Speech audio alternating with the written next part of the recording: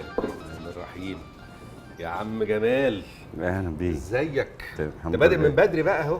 اهو ها؟ انت بتبدا شغل الساعه كام؟ ببدا شغل الساعه 9. تعمل ايه دلوقتي؟ فازه؟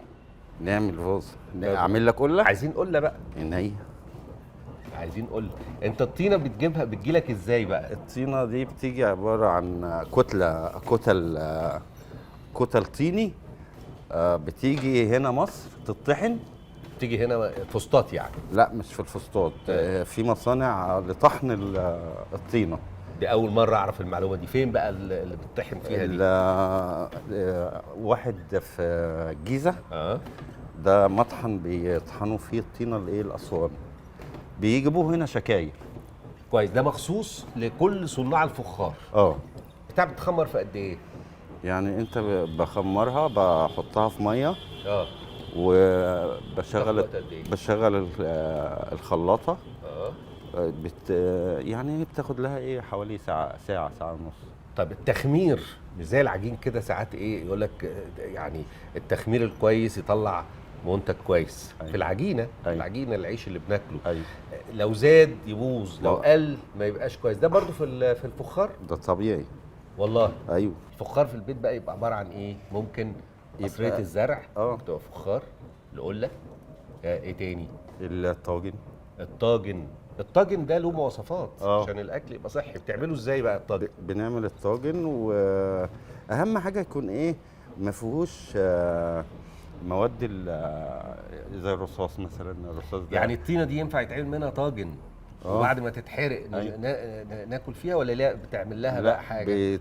بتخش مرحله تانية بقى، اللي هي حريق الجليزات. الجليز. اللي بياخد الطبقه اللامعه اللي جوه. لازم. انت بقالك قد ايه في الشغلانه؟ انا وارثها عن والدي. والدك كان فين؟ والدي كان في مصر القديمه. اللي هو مين؟ ابراهيم القناوي. كاسم انت من قنا؟ عشان كده قاعد بتشجع حاجات قنا. الحاج ابراهيم القناوي ايه بقى عمل ايه؟ هو كان عنده فخوره هنا زمان في الفسطاط هنا. في الفسطاط هنا. واتعلمت منه؟ اتعلمت منه الشغل، وبقيت يعني انا اشتغلت معاه. اول حاجه اشتغلت الطبله. وبعدين اتعلمت انت اول اتعلمت حاجه بقى الطبله. الطبله دي دي القله. الله ينور. كويس. اتعلمت الطبله، اتعلمت القله، اتعلمت قصريه الزرع.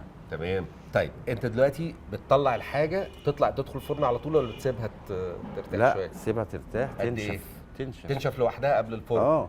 وبعدين تتصنفر. قد ايه يوم بقى ولا قد ايه؟ بتاخد لها مثلا يومين 3. يومين 3 في الجو المكشوف هنا. زي دول كده. ايوه زي دول. يعني زي دول. دول كده لسه ما دخلوش الفرن. دول لسه ما دخلوش الفرن. الحاجات دي ما دخلتش. تمام. حلو، شغل جميل والله. بعد كده هتعمل ايه؟ المفروض ان هي تتصنفر. بتتصنفر. ده متصنفرين اهو. منظرهم متصنفر ولا لا لسه ما اتصنفروش. لسه ما اتصنفروش.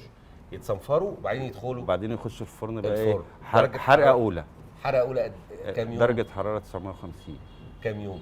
يعني هو ممكن ياخد له تعليل مثلا تدفئه يوم. وتاني يوم بيتحرق. تالت يوم يسيبه يهدى. يطلع من الفرن. عظيم. شد حيلك واشكرك، ودايما كده لما نيجي هنا نلاقي حاجات حلوه ان شاء الله. ان شاء الله. شكرا.